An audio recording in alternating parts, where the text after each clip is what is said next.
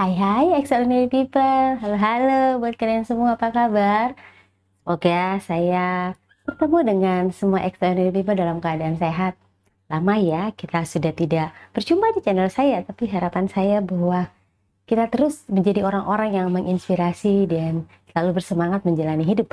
Dan hari ini di Extraordinary Story bersama saya akan ada sebuah kisah yang luar biasa, yaitu Extraordinary Story. Dan kalian jangan lupa untuk terus support channel ini, karena dari channel ini akan ada cerita berikutnya, dan berikutnya.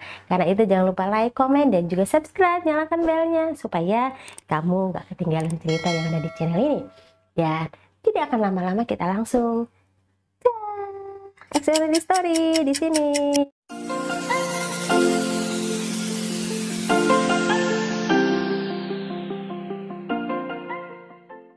Apakah kalian pernah mendengarkan lagu It Is Well With My Soul? Ketika kalian mendengarkan sebuah lagu dan kalian tahu ada kisah di balik lagu itu, maka lagu itu biasanya akan lebih memberikan makna tambahan atau memberikan sebuah makna yang bisa membuat kita lebih tersentuh. Dan ini adalah kisah yang ada di lagu It Is Well With My Soul. Pertama kali saya mendengarkan lagu ini, saya sangat terharu dan tersentuh hatinya, dan semakin baper ketika saya tahu kisah sedih di balik lagu ini. Ketika saya sudah tahu ceritanya dan saya kembali mendengarkan lagu ini, tentu rasanya jadi sedikit berbeda, karena kata demi kata yang ada di lagu ini, musik demi musik yang ada, membuat lagu ini semakin menyentuh hati. Dan itu terjadi di lagu It Is Well With My Soul. Apakah kisah pilu dan tragis di balik lagu It Is Well With My Soul? Horatio Spafford adalah seorang pengusaha dan pengacara sukses yang lahir di New York pada tanggal 20 Oktober tahun 1828. Spafford memiliki seorang istri yang bernama Anna Spafford dan juga seorang anak laki-laki dan 4 orang anak perempuan. Mereka adalah keluarga yang terpandang di Chicago karena Spafford merupakan seorang pengusaha sukses dan juga pengacara. Spafford punya investasi real estate di sepanjang Danau Michigan dengan harga yang begitu fantastik ya, sehingga mereka adalah keluarga terpandang. Walaupun mereka keluarga kaya, tapi keluarga Spafford adalah keluarga yang sangat taat beribadah. Mereka adalah jemaat dari gereja Presbyterian ya. Tragedi pertama yang terjadi dalam keluarga ini adalah pada tahun 1870 anak laki-laki satu-satunya ada di keluarga Spafford meninggal dunia. Anak ini meninggal dunia karena menderita penyakit demam berdarah. Dan belum juga selesai kepedihan yang dialami karena kepergian anak laki-laki, masalah datang lagi ke keluarga Spafford, yaitu di Chicago terjadi lagi peristiwa kebakaran hebat yang terjadi pada masa itu dengan menelan korban jiwa kurang lebih 300 orang dengan kebakaran yang terjadi selama 3 hari dan terjadi di sepanjang Danau Michigan sepanjang 9 km di mana Spafford berinvestasi dalam real estate-nya. Kebakaran itu terjadi dan disebut dengan The Great Chicago Fire. Akibat dari kebakaran ini, Spafford bangkrut, harus memulai lagi bisnisnya. Spafford tidak lama-lama menghadapi depresi itu, dia berusaha bangkit, dan Spafford juga berusaha membantu orang-orang yang menjadi korban daripada peristiwa The Great Chicago Fire. 2 tahun setelah kejadian The Great Chicago Fire, Spafford mulai bangkit lagi dalam bisnis estate-nya dan sudah ada kemajuan demi kemajuan dari hasil usahanya itu. Sehingga pada tahun 1873, Spafford mengajak istri dan anak-anaknya untuk berlibur ke Eropa untuk sejenak mereka refreshing setelah mengalami tragedi demi tragedi dalam keluarga mereka. Kebetulan pada waktu itu seorang teman sahabat dari Spafford, yaitu penginjil D.L. Moody, akan mengadakan penginjilan di benua Eropa, sehingga keluarga Spafford juga akan menghadiri penginjilan itu dan mereka juga tentunya sekalian untuk berlibur. Mereka berangkat ke Eropa menggunakan sebuah kapal uap, yaitu dari kapal uap asal Prancis yang bernama Ville du Havre. Pada saat keberangkatan, mereka pergi ke pelabuhan New York dan bersama dengan keempat putri mereka yaitu Maggie, Daisy, Annie, dan juga Taneta, mereka bersiap berangkat ke Eropa. Tiba-tiba, Spafford membatalkan perjalanannya karena ada urusan bisnis mendadak yang harus dia tangani, sehingga hanya Anna Spafford dan keempat anaknya yang duluan berangkat ke Eropa, dan Spafford berjanji bahwa ketika bisnisnya selesai, dia akan menyusul anak-anak dan istrinya. Kapal Ville du Havre pun berangkat dan menuju ke Eropa, yaitu dengan tujuannya ke Inggris ya. Pada malam hari 22 November 1873, tragedi terjadi kepada kapal Ville du Havre yang bertabrakan dengan kapal besi asal Inggris yaitu The Loch Earn. Tabrakan dari kedua kapal ini menyebabkan kapal Ville du Havre dalam 12 menit tenggelam di Samudra Atlantik. Korban jiwa sebanyak 226 orang dan hanya 47 orang yang selamat dalam tragedi itu. Dan salah satu yang selamat adalah Anna Spafford.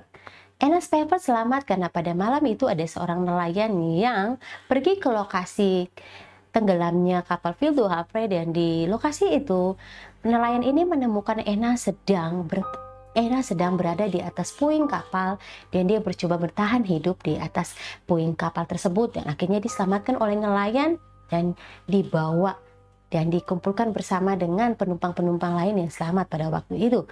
Sedangkan keempat anaknya keluarga Spafford meninggal dunia, dan Anna dengan rasa pilu dan sedih mengalami luka memar di sekujur tubuhnya. Tetapi bagi Anna, luka itu tidak begitu sakit dibandingkan dengan penderitaan yang dia alami karena kehilangan 4 putri tercintanya. Anna pun bercerita, pada saat kapal itu mulai tenggelam, Anna sedang menggendong Taneta, anaknya yang paling kecil, yaitu seorang bayi, dan pada saat itu hempasan ombak begitu kencang sehingga sang bayi itu terlepas dari genggaman tangannya. Anna berkata bahwa saya seperti tersedot dalam sebuah arus yang sangat deras. Ketika bayi Taneta terlepas dari genggaman Anna, Anna pun berusaha meraih bayi itu dan dia memegang bajunya. Tetapi deburan ombak Samudra Atlantik yang semakin keras membuat bayi Taneta terhempas jauh, semakin menjauh, dan akhirnya meninggal. Demikian juga yang terjadi dengan Annie dan Maggie. Seorang pemuda pada saat itu berusaha untuk menolong Annie dan Maggie dengan menyuruh mereka untuk memegang kedua sisi bajunya. Sedangkan pemuda itu mencoba bertahan di atas puing-puing kapal, tapi karena puing-puing kapalnya terlalu kecil, akhirnya pemuda ini mencari puing kapal yang lebih besar sehingga berusaha untuk menaikkan Annie dan Maggie ke atas puing-puing tersebut untuk bertahan hidup. 20 menit, 30 menit mereka pun berusaha mencari puing-puing itu, tapi ketika puing-puing itu ditemukan, karena deburan ombak, karena kelelahan, Annie dan Maggie pun tidak bisa bertahan. Mereka mulai lemah dan mereka melepaskan genggaman mereka. Mereka terbawa oleh ombak Samudra Atlantik semakin menjauh dari pemuda tadi. Pemuda itu dia selamat. Annie, Maggie tidak bisa diselamatkan. Pemuda itu lumpuh. 9 hari setelah tragedi kapal Ville du Havre, mereka tiba di Cardiff, Wales.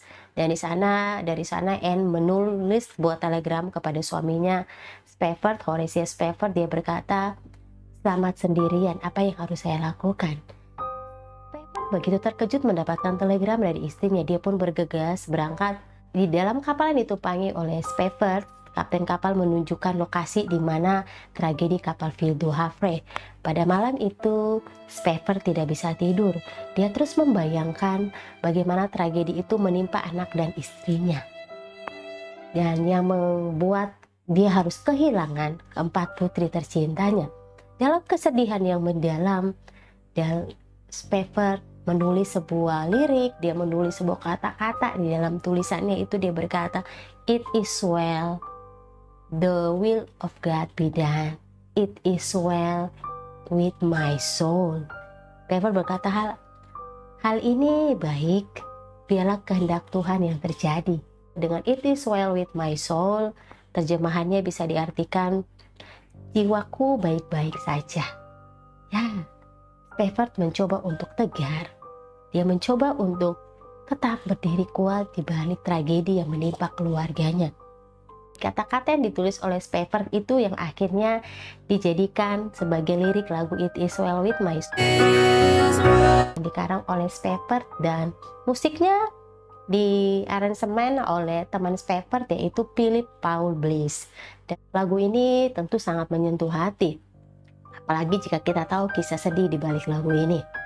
Akhirnya Spafford pun tiba di Inggris. Di Inggris, Spafford menguatkan Anna dan dia berkata, kita hanya berpisah sementara dengan anak-anak kita. Spafford menguatkan Anna dan Anna juga berkata bahwa dalam peristiwa ketika malam kapal itu tenggelam, saat Anna selamat, dia berkata, Tuhan memberikan saya 4 orang anak perempuan, tapi sekarang Tuhan mengambilnya. Suatu hari saya akan mengerti mengapa. Spafford dan juga Anna, mereka tegar. Mereka tetap kuat di dalam iman mereka kepada Tuhan, tetap bersyukur dalam keadaan itu, dan mereka kembali ke Chicago untuk memulai kehidupan yang baru. Pada tahun 1876, Tuhan mengaruniakan keluarga Spafford seorang anak laki-laki untuk mengenang kakaknya yang sudah meninggal. Anak ini diberi nama Horatio, dan 2 tahun kemudian pada tahun 1878 lahirlah anak kedua perempuan yang bernama Bertha, dan 2 tahun kemudian di 1880 lahirlah anak perempuan lagi yang diberi nama Grace. Tapi tragedi kembali menimpa keluarga Spafford. Pada umur 4 tahun Horatio meninggal dunia dan mengalami penyakit yang sama seperti laki-lakinya, yaitu penyakit demam berdarah. Akibat dari tragedi demi tragedi yang terjadi di keluarga Spafford, jemaat di tempat mereka beribadah mengucilkan mereka.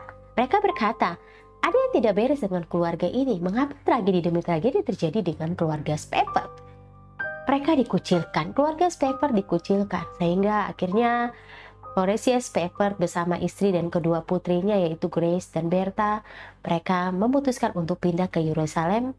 Pada tahun 1881 di bulan September mereka pindah, dan ada beberapa teman mereka yang juga ikut pindah bersama dengan mereka. Di Yerusalem mereka membuat sebuah kelompok dengan disebut adalah American Colony.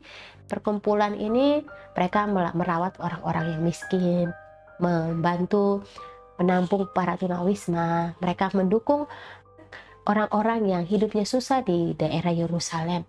Mereka melakukan itu karena mereka ingin menunjukkan kasih Tuhan kepada orang-orang yang membutuhkan di sekitar mereka. Di Yerusalem, keluarga Spafford tinggal hingga pada tahun 1888. Horatio Spafford meninggal dunia karena penyakit malaria. Sedangkan istrinya Anna masih tetap melanjutkan hidup bersama kedua putrinya. Anna meninggal pada tahun 1923. Kisah daripada keluarga Spafford ditulis oleh anaknya Bertha di dalam buku yang berjudul Our Jerusalem. Apa yang bisa kita dapatkan dari kisah di balik keluarga Spafford, atau juga kisah daripada lagu It Is Well With My Soul?